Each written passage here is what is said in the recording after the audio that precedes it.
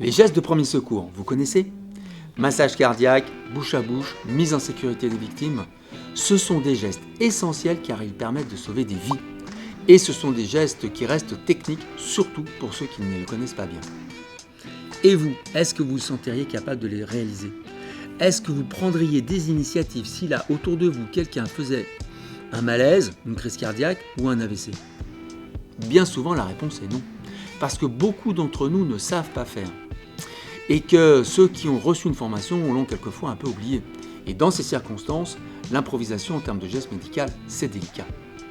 Savez-vous qu'en Europe, chaque année, à peu près 350 000 personnes font une crise cardiaque en dehors de l'hôpital et que seulement 10% survivent?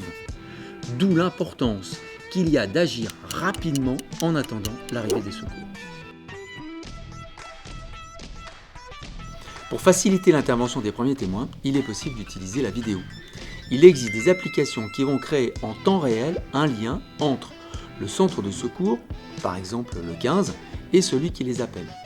Les urgentistes peuvent alors guider, rassurer, féliciter et donc inciter les premiers témoins à agir, à pratiquer des gestes importants comme par exemple le massage cardiaque. Pour valider ce dispositif, une équipe de recherche de l'Institut Polytechnique de Paris a eu l'idée de le tester en situation presque réelle, dans un Living Lab. Dans ce lieu, ont été réunis tous les acteurs de la chaîne de la survie. Les premiers répondants, les ambulanciers, les témoins et les régulateurs. Les chercheurs ont travaillé avec la centrale Urgence Santé des hôpitaux universitaires de Genève.